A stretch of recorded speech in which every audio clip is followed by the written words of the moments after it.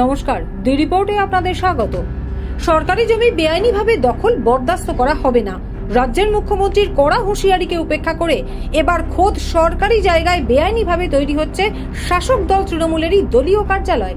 শুধু তাই নয়, সেই দলীয় কার্যালয় নির্মাণের কাজে আবার ব্যবহার করা হচ্ছে পৌরসভার পানীয় জলের ট্যাঙ্ক। এমনই ছবি ধরা পড়ল খড়দহ থানার ঢিলছোঁড়া দূরত্বে টিটাগড় পৌরসভার 16 নম্বর ওয়ার্ডে।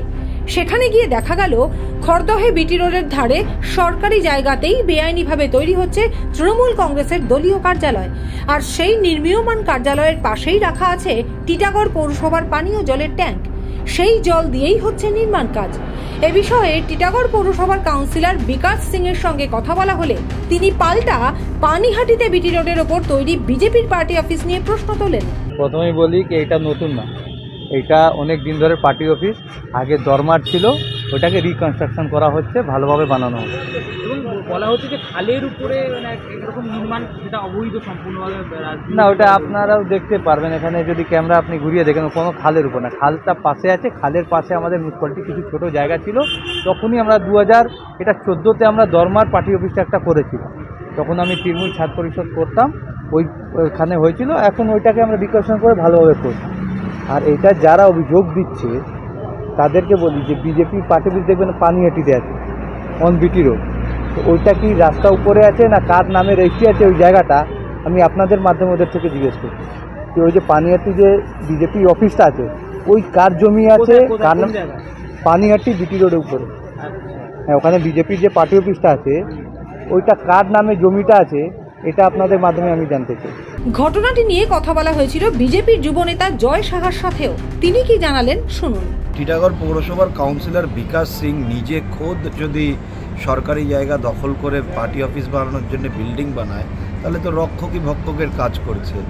ওদের সরকার ক্ষমতায় আছে বলে যা ইচ্ছে তা করে যাচ্ছে, আর প্রশাসন দেখেও না দেখার মতন রয়েছে।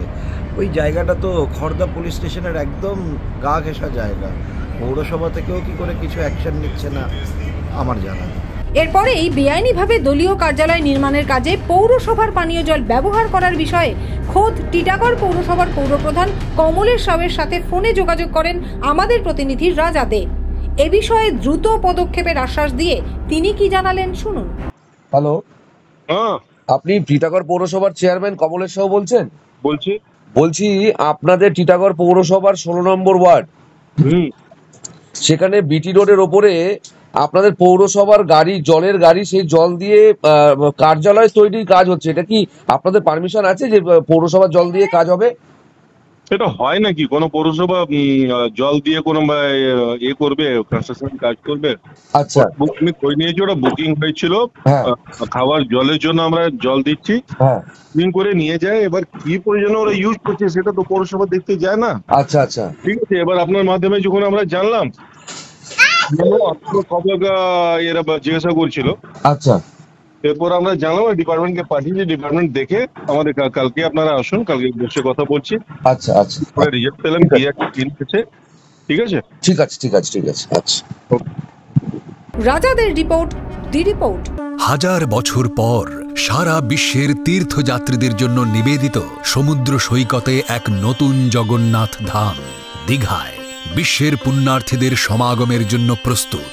আগামী 29 এপ্রিল জগন্নাথ দেবের প্রাণ প্রতিষ্ঠার প্রাক্কালে অনুষ্ঠিত হবে মহাযজ্ঞ।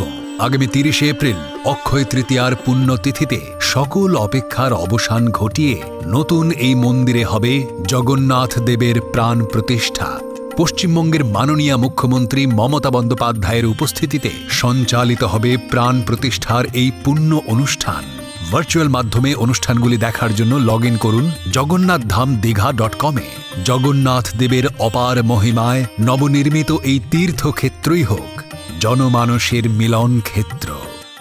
আরও বিভিন্ন খবরের আপডেট জানতে হলে অবশ্যই সাবস্ক্রাইব করুন দি রিপোর্ট চ্যানেলটি, কারণ আপনাদের একটা সাবস্ক্রিপশন আমাদের কাছে অত্যন্ত মূল্যবান। জয় হিন্দ।